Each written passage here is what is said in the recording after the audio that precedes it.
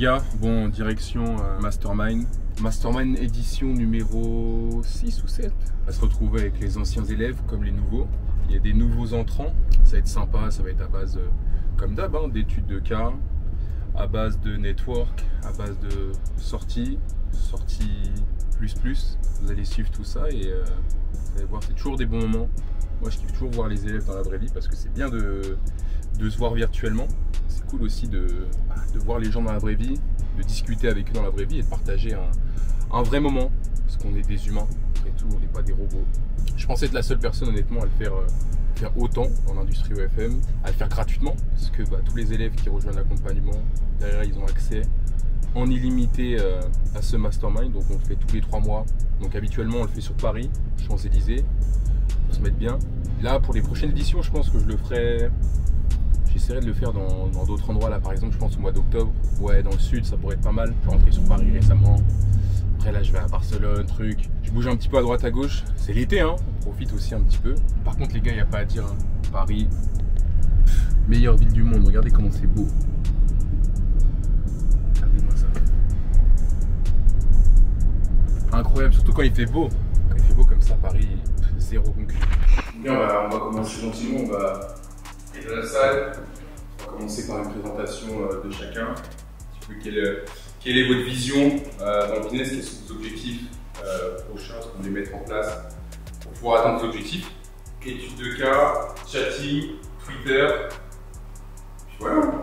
Après, on va aller au crayon, gentiment. Et demain, pour ceux qui sont déter, parce que moi je ne serai pas là le matin, mais l'après-midi, si il y en a qui veulent venir bosser, tout ça. Ici, let's go. Tu sais de quoi il s'agit, le caméraman? Non, même pas, on m'a pas. Tu connais l'OFM? De nom, surtout.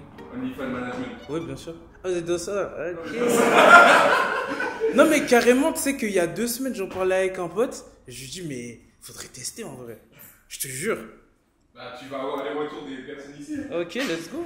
Vous en pensez quoi du business OFM? C'est marrant, parce que la plupart d'entre vous, je pense que vous y allez parce que il y a une opportunité, il y a des cash, ça, mais foncièrement, qu'est-ce que vous pensez du business?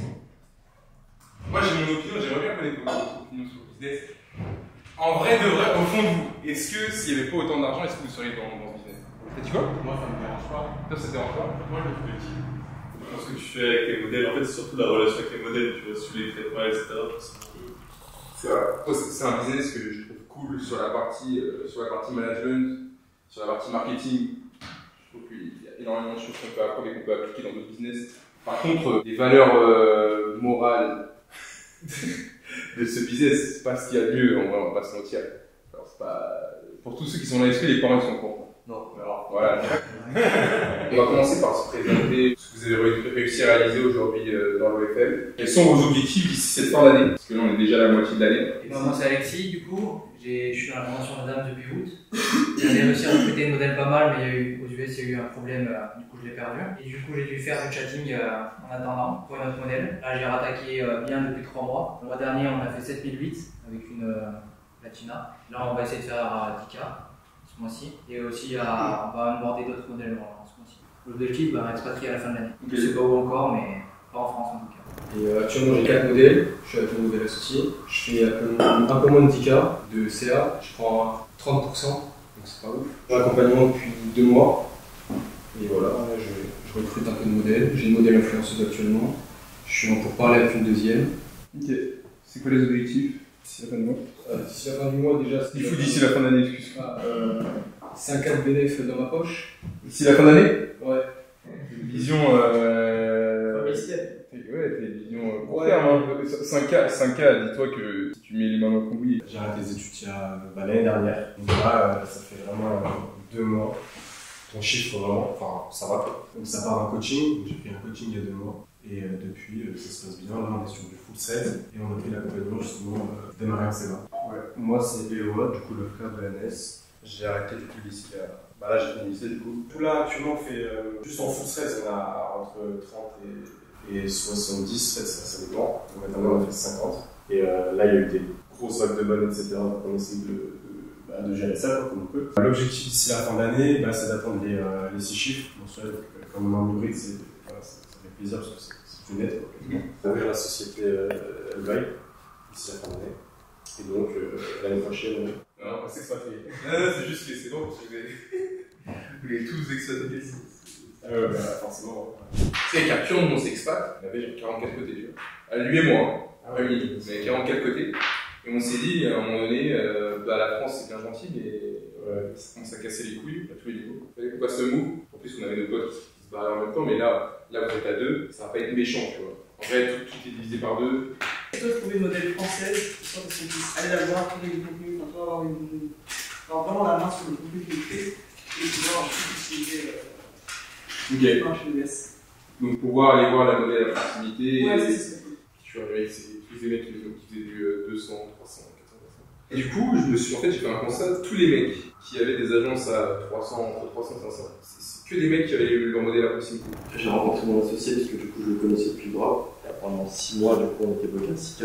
Après on a réussi à switcher un petit peu, on a fait 8-10K pendant 3-4 mois. Après je suis parti en juin avec mon associé et c'est là où tout s'est cassé la gueule en fait. Du coup je suis rentré, c'est barré, ma modèle s'est barrée. Je me suis fait niquer la tête par une meuf, du coup je suis rentré, j'étais un peu... Et du coup là ça fait 2 semaines que j'ai rejoint l'accompagnement. J'essaie de revenir un petit peu dans le game. Et je me distingue, ça passe par être dans des lieux où faire parler la modèle, avoir du contenu qui sont interactifs, créer l'engagement, toutes ces choses-là en fait. Et Instagram, c'est une petite montagne. Et par rapport au chatting, c'est aller s'abonner aux autres profils des modèles, essayer de voir un petit peu comment ces profils sont gérés, etc. Ukrainienne, réfugiée en Italie, je pense qu'elle n'avait pas trop le choix, elle n'avait pas trop de thunes, la meuf. Elle avait commencé son web, mais pas plus avancé que ça, donc bref, on a commencé à bosser ensemble. Du coup, le premier mois 600, le deuxième mois, je commençais à être un peu plus avancé, je venais à comprendre le business. Donc là, je fais 8K. Mon associé, malheureusement, ça m'a fait casser les couilles. Bref, il était pas du tout aligné avec moi, et donc de ça, je me souviens, Arthur était chez moi. Je vois le téléphone, genre le call depuis genre 6 minutes, tu vois. Donc il avait entendu une partie de la conversation. Je lui ai dit, ouais, t'as entendu et tout. Ouais, j'ai tout entendu. Je suis en mode, comment merde. Par stress, je raccroche. Et donc je le rappelle après. Mon soi, il a pas tort, tu vois, genre, on n'est pas du tout aligné, toi, t'es pas à fond dans le business, ta meuf elle casse ses couilles, en vrai on peut pas avancer comme ça, donc je lui ai dit je pense que c'est mieux qu'on en arrête là, toi tu reprends l'Europe, moi je continue dans l'OFM. En mai 2024, donc là on fait 100K avec notre agence. En fait après avoir atteint les 100K, parce que en vrai les 100K c'est un palier, mais c'est un palier sur lequel il faut pas s'endormir. Genre nous dans notre tête on avait fini le jeu, on avait atteint 100K et on était en mode ça y est c'est bon on s'expate, on a la belle vie, on monte de rien. Et en fait c'est qu'un sentiment parce que tu te dis t'as pas besoin de faire plus, t'avances comme ça, au final c'est ok, on s'achetait ce qu'on voulait, on faisait ce qu'on voulait, on attend ce qu'on voulait. Et à un moment donné, en fait, on s'est remis en question, on s'est dit, ça serait peut-être temps de changer des choses dans notre gestion, dans notre travail, ça roule quoi. Moi j'ai commencé l'OFM parce que j'ai vu l'opportunité, si il n'y a pas de cash à y prendre, c'est une très belle machine à cash flow, après il faut savoir comment faire. Parce qu'aujourd'hui, tout ça, vous commencez à faire cash tout, mais il faut réfléchir aussi à l'après parce que l'OFM, les gars, bien aujourd'hui, mais on ne peut pas se lancer dans 1 an, dans 2 ans. Il faut pouvoir penser à développer d'autres projets. Et en fait, moi, ça a fait sens. Dès l'instant où j'ai vu Arthur commencer Keto Manic, je me suis dit, putain, ouais, moi, je suis toujours dans l'OFM.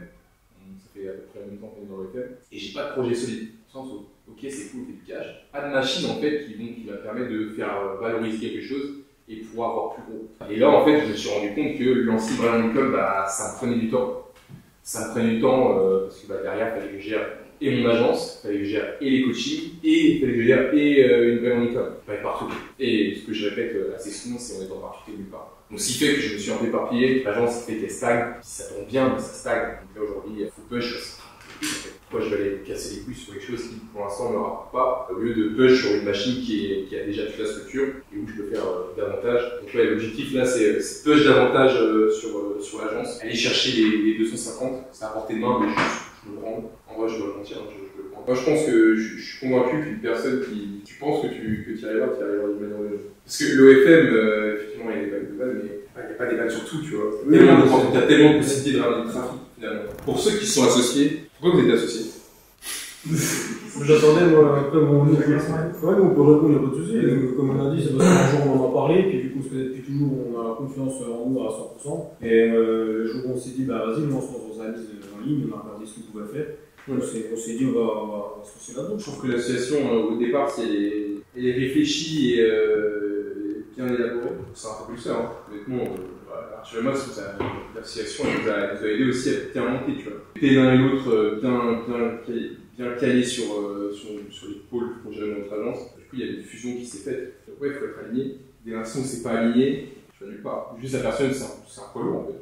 Ouais, même ça se fait tellement sur des détails. Ouais. En même temps, c'est simple. Ça... Enfin, moi, je trouve que Sur le papier, ouais. sur le papier, ça reste simple. Des fois, on se prend trop la tête. Moi, pareil, j'ai fait du Tinder pendant 1 an. Et j'ai mis 1 an avant de me rendre compte que ça marchait pas. Putain, ça fait sa merde, c'était nul à chier. Au moment où j'ai drague avec ses associés, que je me suis rendu compte que ouais, tout était possible et qu'il n'y a jamais de fin en fait. Et tout seul avec ses associés, vous verriez, travailler tout seul ou pas du tout pour l'instant? Si, Mélitis. Ouais, je pense que c'est possible. En fait, moi, je vois vraiment l'association comme. Enfin, mon associé, c'est un peu comme ça que ça s'est fait, on se connaissait pas du tout dans la vraie vie. Et, Vous êtes tous rencontrés? Bah, toujours pas, on était censés se voir là, mais C'est ouf que vous travaillez avec des gens que vous n'avez jamais vu dans la vraie vie. Ouais, mais du coup. Moi, je ne pas. Après, on s'appelle tous les jours, on se voit. Ouais, c'est ça. la vidéo, tu vois, ça me- Ouais, mais c'est pas pareil, mais je sais pas. J'ai une meuf. Je sais pas si j'en ai. Et je pense que ça m'a aidé aussi à peu, j'ai envie de dire, parce que j'étais beaucoup plus focus. J'ai plus de meufs à courir à droite à gauche, à perdre du temps pour des trucs. Ouais, ça m'a grave stabilisé. Vous êtes tous célibataires ou vous êtes. Ok, c'est longtemps? 2 ans. Deuxième partie de la matinée, on a vu ce matin tout ce qui était objectif, mindset, de la vision de chacun. Donc là, on va voir tout ce qui est recrutement, gestion de modèle, tout ça. Ensuite, on va aller manger. Après, on va parler d'Instagram Threads. Après, on va parler de quoi? J'ai plus tout le programme en tête. T'inquiète, hein. Ensuite, on va parler de chatting, Twitter, un peu tout en fait. On va voir tout ça, ça va être une belle journée. Let's go les gars. Ok, bon, dans un premier temps, on va faire un petit tour de table, de savoir comment est-ce que vous gérez vos modèles, quelle est la communication que vous avez avec vos modèles, d'où viennent également vos modèles. Il faut dire que c'est une agence qui ne fait pas de la modèle à la base, forcément les meilleurs trucs. Donc c'est pour ça que je vais boucher sur recrutement bientôt aussi. Mais actuellement, je suis pas. Donc c'est-à-dire que là, à l'heure actuelle, t'as pas de modèle. Si, j'ai donné. Tu communiques comment avec elle? La seconde, c'est à peine démarré, mais la première, en fait, avec Quentin, on la partage. C'est-à-dire qu'il y a 2 OS qui font diviser la part 2 et c'est le modèle que vous avez sur marketing. Ouais. On essaye de la valoriser quand il faut. Je valorise toujours et après je dis s'il ne va pas sur la fin. D'autres trucs à rectifier. On parle WhatsApp, ça se passe bien, j'envoie des bonus de temps en temps, elle est très satisfaite et c'est un bon comme sur les bonus. C'est juste une relation de business. Les meufs, elles n'auront aucun scrupule à se barrer. En sachant que vous faites du business avec une meuf en fait. Vous faites du business avec une meuf. C'est-à-dire qu'une meuf, en soi, si vous ne portez pas attention à elle, si vous ne faites pas en sorte de pouvoir la garder, ouais, s'il n'y a pas tout ça en fait, quelle va être la différence entre vous et notre agence? Elle s'en va les couilles, elle va les postuler chez vous, vos thunes. Elle va les poster chez notre agence, elle va commencer à bosser avec eux, à faire la même chose de toutes les agences, elles s'en va les couilles au final. Elles ont aucune raison d'aller se barrer de notre agence parce que tu as réussi à créer ça avec elles, tu les as fait monter, donc tout ça, pourquoi partir?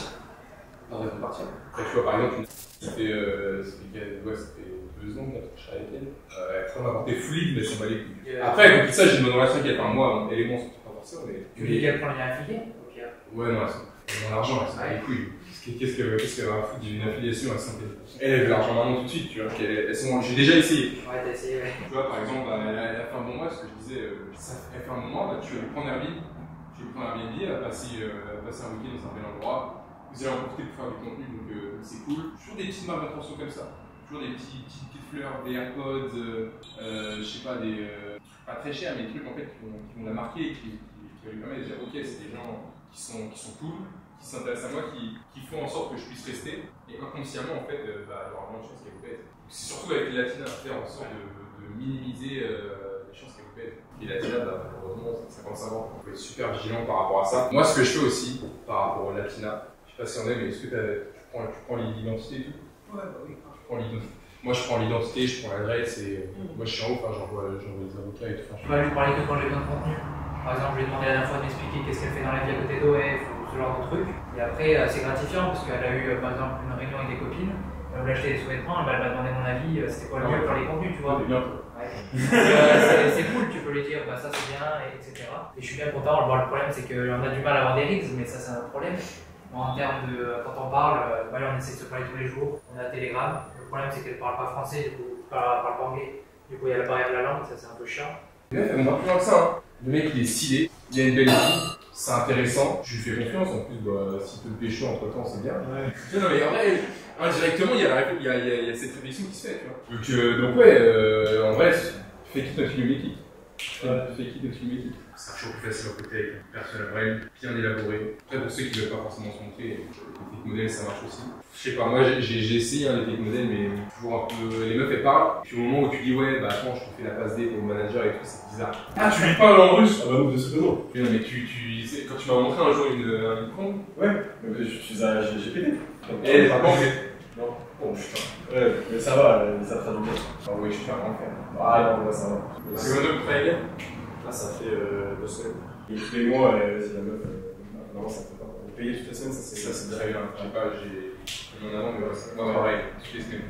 Ah, ça c'est meilleur. Tu la gardes motivée en plus, parce que voilà, l'argent qu'on met, voilà, si vous la payez, même pour le je sais pas, pour le roulement, je trouve ça mieux. J'attends pas qu'elle me demande pour lui envoyer, tu vois. Ouais, ça c'est cool. Il y a du trust, et puis franchement, c'est une meilleure, franchement. Ça peut pas être trop gentil non plus. Hein. Ouais, bah peut-être qu'il y a un peu ça. Parce que si vous êtes trop gentil, il part faire baiser aussi. Bah, en vrai, j'ai commencé avec elle il y a genre 6 mois. Et c'était la première modèle que je signe au salaire. Donc j'avoue, j'avais pas une vision, une notion très très claire de ce que ça pouvait donner. L'idée c'est quand même de régaler un peu tout le monde. Donc moi, ça me semblait ok de me dire, genre, monter jusqu'à 1004, 1005, ça passe. Je trouve que les modèles, pour les garder motivés, faire en sorte qu'elles voient aussi une progression. Il faut être progressif au niveau du salaire. Comment est-ce que je vais faire? On va commencer à payer $500, moi je vais me faire 100 $. Ah ok. Bon après il y a une limite un peu. Oui, limite c'était 5 et on va pas dessus. Tu l'as monté parce que c'était justifié ou juste parce que tu vas être gentil? Parce que Je si c'est l'ai parce justifié. que c'est ce qu'on avait convenu et c'est ce qui me semblait juste. J'ai pas envie de payer plus une modèle qui travaille 1 heure par semaine. Quoi, tu vois. Ouais, après tu vois, je me dis c'est quand même son image. Ouais, faut pas se faire sa gueule. Ouais, mais bon, 1 heure par parce semaine. qu'elle se coupe pour vendre tous les jours en vidéo. Ouais. Tu vois, moi ça me dérange pas au final. Et du rythme aussi. Ouais. Et là, du coup, les 3 américaines, je me suis dit, éventuellement, on va partir sur du rêve, sur du classique. Et éventuellement, voir si, comme je l'ai dit, si ça ne marche pas, je pars. Je trouve qu'au début, c'est quand même plus intéressant en hybride.